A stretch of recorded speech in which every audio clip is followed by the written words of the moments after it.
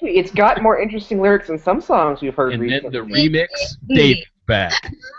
That song is so darn catchy. I am like against it, but sing it all day long. I can't help myself. What song? The Big Booty song. The big. You know what song's been in my head all day? I watched the Avengers preview, and so the stupid "Got No Strings to Hold Me Down" from Pinocchio's been in my head all day. All day. That was so freaky. Yeah, and it's got James Spader, and I don't know if you guys watched The Blacklist, but James Spader is great as Red Reddington, and so oh my gosh, it's gonna be great. It's gonna be great. Anyway, but we're not talking about that. We're talking about The Right to Die, which is completely different than the Avengers. Much more important.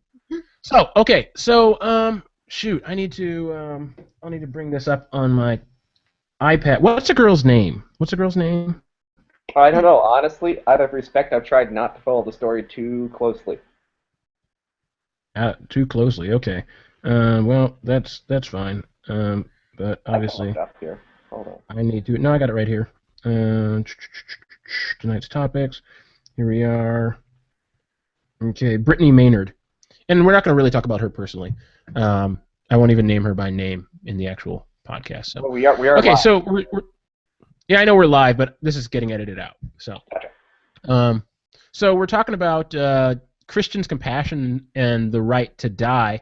There's a young lady who, and she's not the first one to do this, but young lady who has found out that she's terminally ill, and I mean, it's making the rounds on Facebook and Twitter and all the news junkets and everything, and she has chosen to take her life on November 1st. She lives in a state that has the right to die, so she's been given a pill, and she's going to die surrounded by her family and friends, and they released this video that's really emotional and tugs on the heartstrings, but it's brought up this question for me, in that I guess here's a question that we're going to consider tonight. Assisted suicide and the right to die movement is picking up steam in America and around the globe. Is there a clear biblical framework from which we can work to address this matter? Can Christians participate in compassionately ending life, or should they compassionately serve those in pain so that they might see God through it? So those are the questions. I mean, that might be very theological, seeing God through pain could be a very particular theological bent. I know Calvinists feel that way, but at least the Calvinist circles I grew up in. But not to pinpoint any particular theological background. What do you guys think? I mean, it's on the rise. I live in a state where we prosecuted Jack Kevorkian for ending the life of terminally ill patients, and he went to jail for a number of years, and he came out. He said, I'm not changing my views on this. He can't do it anymore. He's not doing it anymore, but he has certainly not changed his point of view on that. I mean, obviously, if someone goes to jail, it's normally like, okay, you swindled a lot of people, you come out, it's like, we hope you've changed your mind on that. You murdered some people, went to prison. We hope you're not going to do that again. Jack Kevorkian went to jail for killing people, believing it was compassion, coming out, not changing his mind. Obviously, it's an ideal. It's different than murder or different than stealing money. But I would frame the question a little bit differently. I don't know if I can answer the question theologically. I'm not comfortable with the idea of institutionalized suicide. I'm not comfortable with institutions in general, being a millennial, and I think institutionalizing it sounds very 1984. And I won't say that I would support that idea. And I don't like the concept of a right to die because I don't think death is something a person owns from a philosophical perspective. But on the other side, I don't feel like I can judge a person's heart. I don't feel like I can tell them what's dignified and what's not dignified, especially in reference to something I have no control over, which is our mortality. And I don't feel like I have the right to tell someone to suffer. And if someone were in a desert, dying and suffering, and asked me to mercy kill them, I know I would probably do it if I knew that there was almost no chance they'd be rescued and would suffer terribly if they really, really wanted me to do it. So I can't judge people who euthanize because I know a context where I would do that. I can't judge people who escaped suffering, because never having gone through that suffering, I can't know what I would do there. And I feel like there are some things which are neither good nor evil, but they exist, and trying to make them institutional may not be the best way to handle them. I certainly wouldn't say it's evil for her to want to have a little control over her death. It is really hard to make any kind of judgment call without going through it myself. It's really easy for me to say what should or shouldn't be done when I'm not the one suffering or the one facing my own slow, painful, terrible death. And you think in that situation you probably would think a lot about the burden you'd be to your family and how hard it would be for them to watch you slowly go from health to sickness to death. And you know the cost of that, having someone care for you. I think those are all things you would think about. But I also just really believe that as long as I'm here on Earth, there is value in my life, and there's things that I can be doing. And it's really hard for me, because of my faith, to say, God, I don't want to live any more of these days, because they don't feel valuable to me. So I want to end them now before they become something that I'm not happy with. And that's just not something that within myself I could reconcile, because I don't believe that that's my call. I think He gives me my days, and I do with them what He wants. My mom was telling me a story. She's a nurse, and she was telling me about she went to a conference once about life support and those who were choosing to not be resuscitated or wanted to be taken off life support. And one woman shared, if I'm in a coma and I'm on a breathing tube and there's not any chance of recovery, please, take me off of the life-saving measures and let me go peacefully. And another woman got up and said, if I am in that same situation but I still have brainwaves, please let me live, because even if I can't do anything, I can pray, and I'll pray for everyone else until the day that I die. And my mom said that really touched her, because sometimes we think, this is unpleasant for me, and I get that, and I don't think anyone would blame someone for wanting to pass in that situation. But that I think that second woman understood that her life was bigger than her and the suffering she was going through in that moment, and I think that's really honorable. Well, I think there can be honor in the other one too, though. I can create examples which would illustrate the point fine, but I don't think I should have to. Which is that I think that realizing as long as you have life, you can strive to find meaning in God, that's honorable. But I think that saying damaging those around me by dragging them into the suffering which will happen when I die, if I know how I'm going to die, is another thing altogether.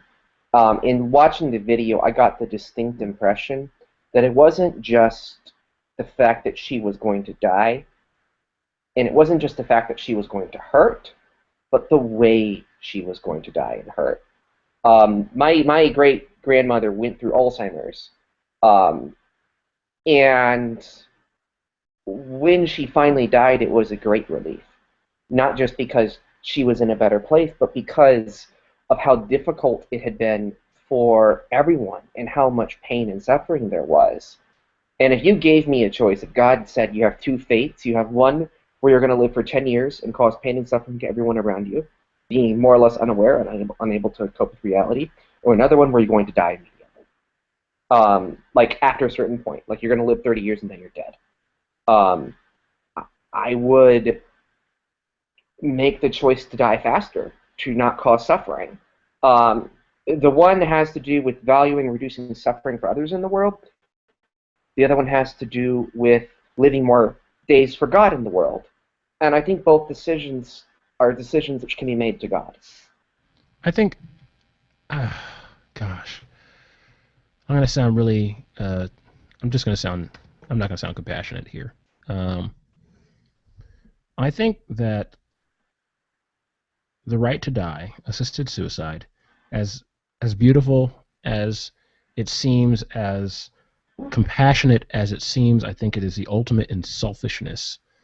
Um, and and I do say that not having been in a serious amount of pain. And that's going to sound judgmental because I haven't been there. I mean, But I I would say think. that is judgmental. Say again. I wouldn't say that sounds judgmental. I don't mean this as an insult, but I think that definitionally is judgmental for you Well, to have. then that's Yeah, fine. I'm going to make a judgment call. It's judgmental. It's what we do. Um, We make judgment calls. yeah, yeah. we I think what we have here. I read a book some years ago, and I've really kind of stayed with this thought pattern. It was How Now Shall We Live by Chuck Colson. And Nancy Pearcey. I read this back in 2000, and they talked about assisted suicide back when Jack Kevorkian was kind of at the height of his popularity for what he was doing. And they couldn't deny the fact that these people were in pain. They did not deny the fact that the hurt and pain that they were going through, racked their families, in terrible ways, in terrible ways. But they suggested, you know, assisted suicide is not compassion; it is compassion run amok. And I've always thought that's always stuck with me in regards to their response was, okay, and they came from the point of view of what is more compassionate, to give someone a pill or to cut them off life support. Well, life support's a different question. But to give them Well, a pill. I Huh? don't really see how that is a different question when someone is terminally ill. You're talking about speeding up a process which is inevitable. Well, someone who like goes into cardiac arrest and you could resuscitate them. That it's different Yeah, than someone taking a I pill. would agree with that. That's what I'm differentiating. Okay, so that's where I'm looking at assisted suicide, putting a syringe into their into their body and that kind of thing, and hastening their death. Um, I'd say it's compassionate. It's compassion run amok. You have compassion. You don't want to see someone suffer, but on the other side, it's the person saying, I don't want my family to see me suffer. And it's also the family saying, we don't want to see this person suffer. But what does suffering what does suffering do to us when we are there for someone who is in pain? I think we rob ourselves of something that God, in a way, intended for us to. I mean, or uses, not intended. He didn't intend pain and death and all that stuff. This is a result of the fall, but he uses it nonetheless. Okay, and so we see that all throughout Scripture, where death happens, and um, people are forced to deal with Well, this pain and suffering that the world inflicts, and we now have a way out, and we live in a culture that kind of accepts and makes excuses for or understands people who take their own lives. Take, for instance, Robin Williams. I mean, this woman yeah, who's about to take her own life, she's terminally ill. Robin Williams killed himself, and they're saying, but well, he his pain was was also mental. terminally ill, by the way. Huh? He was also terminally ill, by the way. He was in the early onset stages or something. But you have a Yeah, lot of that's a people. Okay, so terminal let's illness. take someone else who's not Robin Williams. People who Well, have mental I'd like pain to and have to go mental off on anguish. too Um, many tangents because he had a lot there, and I'd like to engage with it before we go off too far on the active suicide question. I think that you're absolutely right that suffering, God is realized in this world through suffering, and trying to reduce suffering um, in ourselves reduces how God can work in ourselves. That's definitely true. I think that, I don't know quite how to put it, but um, there, it's interesting to me, having been a person who was on and off suicidal for most of my childhood, um, and I mean deeply, deeply ingrained suicidal, um, how much people condemn suicidal despair as selfish. And I've always wondered, what is it about that is so important to you that it's selfish and that it be named selfish? Because let's entertain for a minute that it is selfish. Comprehend the worst pain you could conceivably imagine. Multiply it by 3, and then someone tells you that you have to live with that as your reality for the rest of however many years you have left. And then when you say, well, I would rather just end it all, the person tells you you're selfish. And when we say people who have endured so much that they no longer want to live, when we say because you don't want to live, you're selfish, yes, that's compassionless and that's cowardly because we're not willing to face their reality that people do break. Okay, so let's take, and maybe this is unfair, this is going to be the Jesus juke. Let's say you foresee a ton of pain in your life. Pain that is going to be the worst pain you've ever experienced. And someone says to you, okay, you're probably going to die a horrible, horrible death. Or I can give you this pill. And Jesus in the Garden of Gethsemane says, give me the pill. That's stupid. No, it's not sorry. stupid. No. No. Let me finish. That is just stupid, and that's offensive. No, what I'm saying, you don't let me finish the point. Okay. Okay, finish the point, because that sounds both stupid and offensive. Okay, so what I'm saying, that's fine. Let me finish, and you can say that it's stupid and offensive after I'm done, but let me at least make the point, because it might be different than what you're assuming. So, my question is,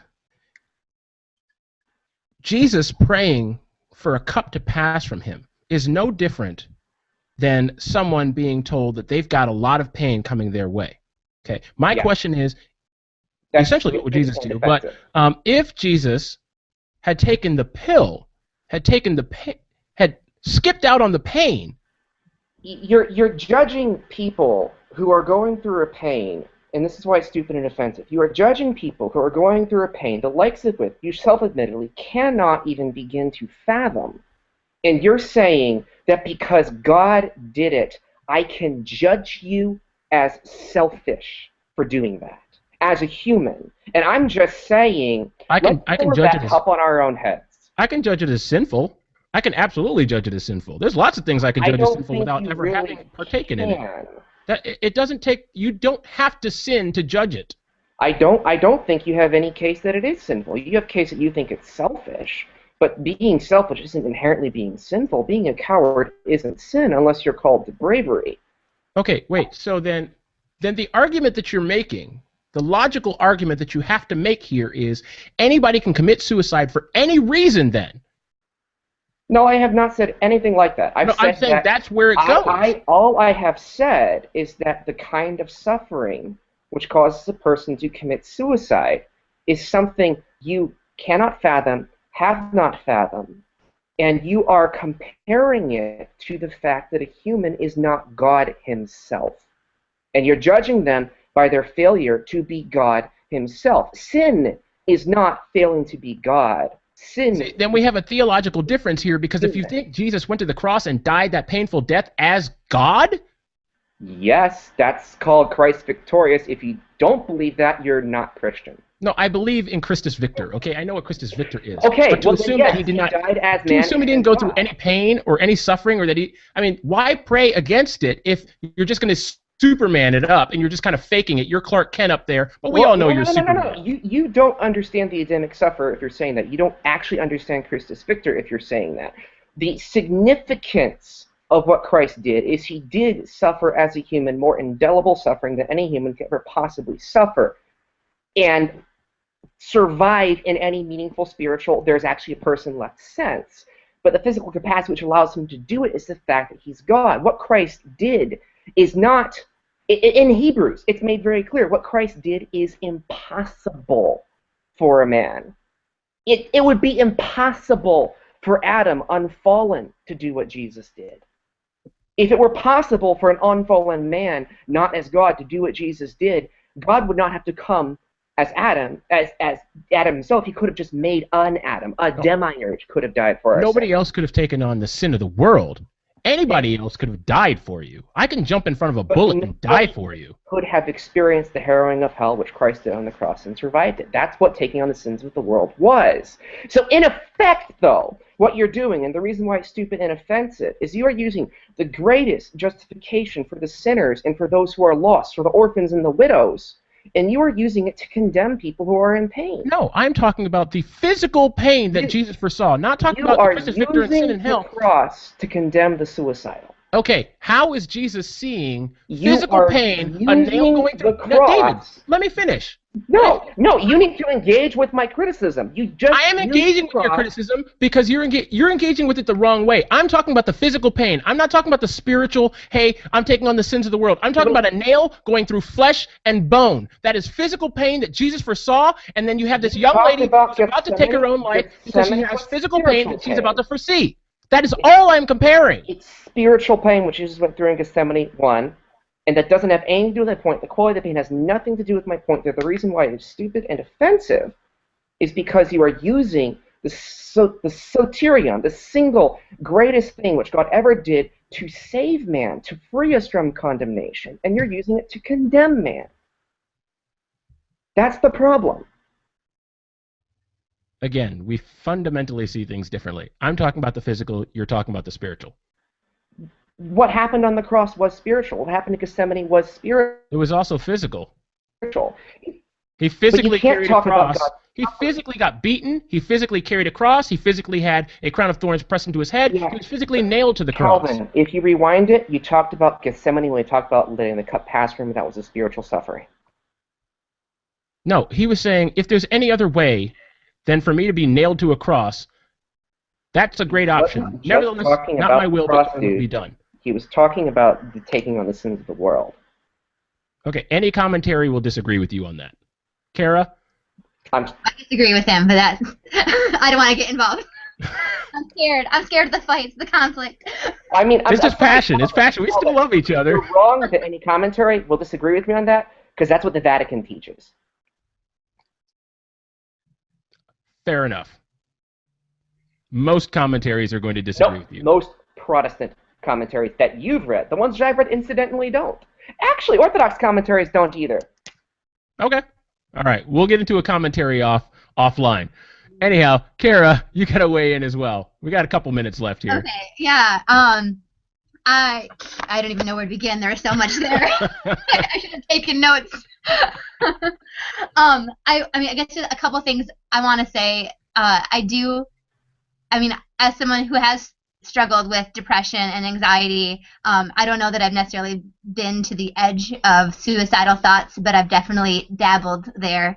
And I will say that as a mother, I understand what you're saying, Calvin, about it being selfish, because it is very much how I felt.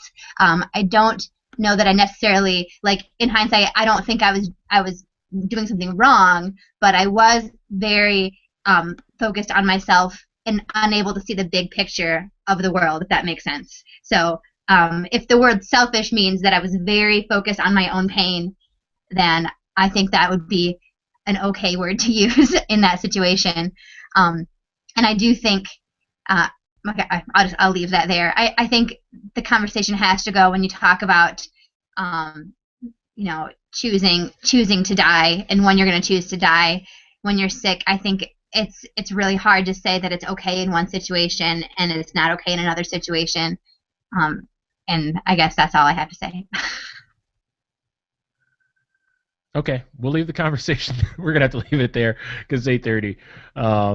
I liked how passionate that got. Dave? Yeah. I still love you. No, I do. I love you too. I'm glad that we can have these Disagree. conversations. Disagree. I'm glad you guys like each other. You made me nervous. No, I hear you on the stupid and offensive. And like I said, it's not gonna be compassionate. It's gonna sound judgmental. Well, and you know me. I don't care if you offend me. Like. And I know. Yeah. When it gets that heated, I always want to back off and remember, okay, we love each other. We're brothers in Christ. I can take you telling me that something is stupid more than like my coworkers would take me telling them something is stupid, right? Yeah. So. No, Yeah, I love Kara's character. I'm scared. Don't fight, guys. Okay. Hey, guys. In fairness, I should have come to this conversation more prepared. I didn't know we were going to be talking about it. Suicide, having been there, is a bit more of a trigger issue for me than other things. Yep, I've also been there. I just don't care to talk about it as much Yeah. personally in my life. And if you want to talk about my attempts at it, offline, we can always talk about it.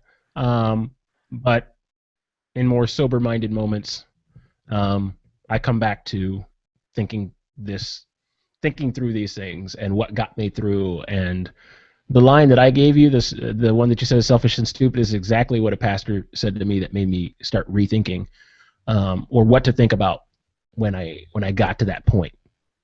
Like, yeah, it is a simple "what would Jesus do" question. That's probably much more complicated than the simplicity of the question itself. But for me, it kept me from going over the edge. But anyway, I got to go. It's 8:30, and I've got a party to get to tonight, which is kind of a late party. But anyway, we'll talk offline tomorrow, Dave, I'm sure. Perfect. Thank you so much, both of you, for making time tonight. And so not this Sunday, but the next Sunday, we will do another recording, because the women one will go up tomorrow, and then this one will go up the day before the young lady takes her life, which is kind of crazy. So I might have to do a wake. That's so sad. I haven't followed because I'm kind of like that. That's her. It's her. It's her death to die. I don't want to watch. I don't want to be a voyeur in this. right. But that's. But she's putting it out there because she wants people to know the perspective. So I mean, She's fighting for the right to die and for other people to have the right to die as well. So See, that's I'm what makes okay it. with that. I'm fine with. Like, yeah. But yeah, everybody that she's fighting for the right to die, they're all doing the same thing. That's why it's like public commentary is happening on it.